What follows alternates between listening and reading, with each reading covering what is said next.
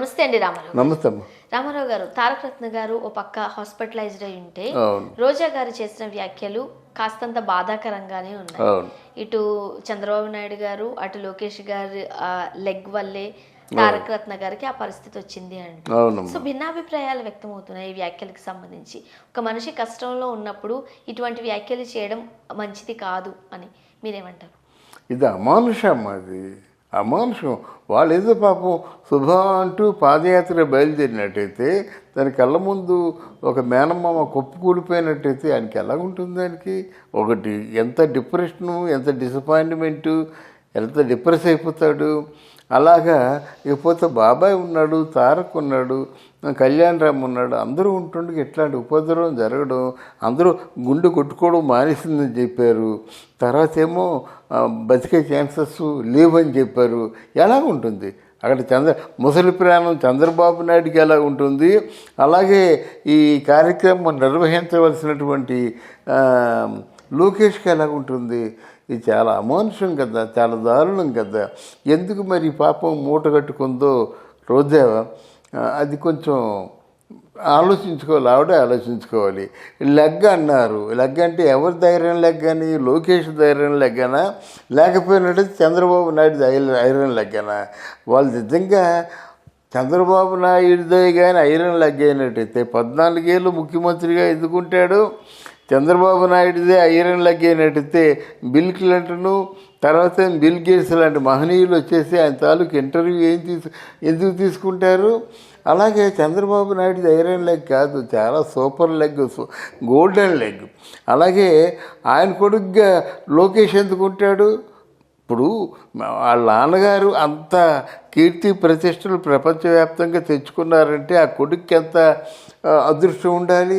ఆయన ఎందుకు ఐరన్ లాగా అవుతుంది? ముఖ్యమంత్రి గారు కొడుకు 14 సంవత్సరాలు ముఖ్యమంత్రి అయితే ఆయన కొడుకుగా ఉన్నాడు. అన్నీ ఆల్మోస్ట్ ఆల్ ప్రపంచాన్ని చదువుకునేటువంటి ఏర్పాటు చేసి పెట్టాడు చంద్రబాబు నాయుడు. ఈ లెగ్ గురించేమో అనిల్ కుమార్ యాదవ్ చెప్తున్నట్టు వాళ్ళ లెగ్ అయితే ఐరన్ లెగ్గే ఉండాలి. లేకపోతే వాళ్ళ తాలూకు క్యాడరు, వాళ్ళ తాలూకు ఒక టీం ఉంది కదా, ఆ టీం తాలూకు లెగ్గు ఐరన్ లెగ్గే ఉండాలి. అంతేగాని లోకేష్ బాబుది ఎందుకు ఐరన్ లెగ్ అవుతుంది? ఏదో వెళ్దాం అనుకున్నాడు 4000 కిలోమీటర్లు, అంటే మిగతా వాళ్ళందరూ పాదయాత్ర చేసినట్టయితే అది గోల్డెన్ లెగ్ను, ఇక్కడ తెలుగుదేశం వాళ్ళు పాదయాత్ర చేస్తే ఐరన్ లెగ్. ఎవరు చెప్పారండి మీకు? మరి రోజాని ఎంతకాలం ఐరన్ లెగ్ అన్నారు? ఎంత ఏడ్చుకుంది, నేను గెలిచాను అని గట్టిగా ఏడ్చింది కదా. ఎందుకు ఏడ్చింది అప్పుడు? అంటే ఐరన్ లెగ్ అని ఉండి చాలాసార్లు గెలవకపోయినట్టయితే ఒకసారి గెలిస్తే గెలిచానని చెప్పేసి ఉక్కిరి బిక్కిరైపోయి ఏడ్చావు. నీది ఐరన్ లెగ్. ఎలా వెళ్ళావు నువ్వు? ఎలా వెళ్ళి మామూలుగా తెలుగుదేశం పార్టీకి ఏమో దూరం అయిపోయి వైఎస్ఆర్ కాంగ్రెస్ పార్టీలో చేరుదామని చెప్పేసి ఎప్పుడైతే రాజశేఖర రెడ్డిని కలిసావో ఇమ్మీడియట్గా నెక్స్ట్ వీక్ లేడు. దాన్ని ఏమనుకోవాలి? నీ లెగ్ ఐరన్ లెగ్ అనుకోవాలా, లేకపోతే ఏంటి ఆయన అంటే మామూలుగా అది ప్రాప్తం కొద్దీ పోయాడు అనుకోవాలా? అందరూ అలాగే అనుకుంటున్నారు. నువ్వు వెళ్ళావు, ఆఫీసులో పాదం మోపావు, డామని పేలిపోయినాడు రాజశేఖర రెడ్డి. మరి దాన్ని ఐరన్ లెగ్ అనుకోవాలా? తప్పు, అనుకోకూడదు.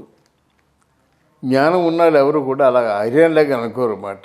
అది వాళ్ళ ప్రాప్తం ఎంతవరకైతే ఉంటుందో ఆయుష్, ఆ భగవంతుడు తీసుకుపోతాడు. కానీ మీరు బలవంతంగా ఒకరి మీద నింద వేయడం, నిట్టూర వేయడం, వారి మీద తోసేయడం మాత్రం అది అన్యాయం.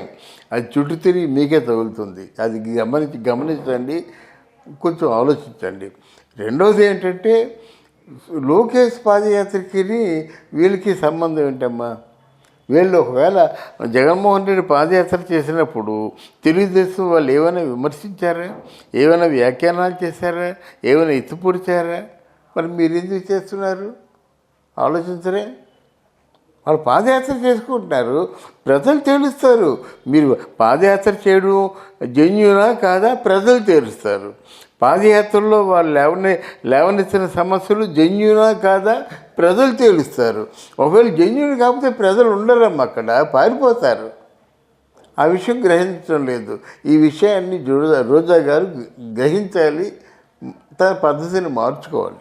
జనరల్గా రాజకీయాలలో విమర్శలు ప్రతి విమర్శలు కామనే.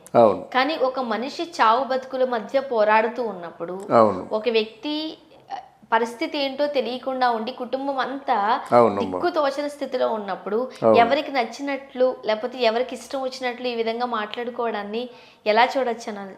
ఇంకేం లేదమ్మా, వీళ్ళు మనిషి పావుని చూసారా, మమ్మల్ని తోక మీద కొడితే భయం మాట. అప్పుడు ఏం చేస్తారంటే ఆ తల మీద చచ్చిపోయినంతలో కొడుతుంటారన్నమాట.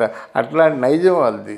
అంటే మనిషిని ఇలా రెచ్చగొట్టమే కాకుండా రెచ్చగొట్టిన తర్వాత ఆయన ప్రాణాలు పోయినంత వరకు కూడా చావు దెబ్బ తీస్తారు వీళ్ళు. అట్లాంటి నైజం మాట ఇది. అంతేగాని వాళ్ళు చావు బ్రతుకుల మధ్య ఉంటే బ్రతికితే ఏర్పాటు చేయాలి.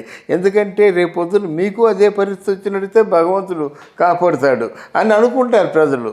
అది చేయాలి. కానీ అలా కాకుండా చావు బ్రతుకుల మధ్య ఉన్నవాళ్ళేమో బలవంతంగా చెప్పాలనేది ప్రయత్నం చేస్తారు మీరు. రోజా గారితో పాటుగా అనిల్ కుమార్ గారు అంటే రోజా గారితో పాటు అనిల్ కుమార్ యాదవ్ ఏంటంటే ఏం లెగ్గరా బాబు మీది అని చెప్తున్నాడు. ఏమిటి తాగుబోతు మాటలు? చావు బ్రతుకుల మధ్య ఉంటే లెగ్గలు చూస్తావా? రేపొద్దు నీకు కష్టాలు వస్తాయి, నీకు ఆపదలు వస్తాయి. అప్పుడు లెగ్గంటాం మనం. పనులు ఎవరైనా లెగ్గంటే మీకు ఎలాగుంటుంది? ఎవరికైనా వాళ్ళది మీరు ఎందుకు విమర్శిస్తారు? విమర్శించి మీరు ఏం బాగుకుందామని. మరో పక్క కుటుంబ సభ్యులు ఎవరు స్పందించే పరిస్థితుల్లో లేరు. అవును. సో మరి తర్వాత తారక రత్న గారు కోలుకున్న తర్వాత వీళ్ళు ఎవరైనా స్పందించే అవకాశం ఉందంటారా? స్పందించరమ్మా. ఎందుకంటే అట్లాంటి మానసికంగా గాయపరిచే మాటల్ని మళ్ళీ తలుచుకోరు. మనమేనా అంతే కదా.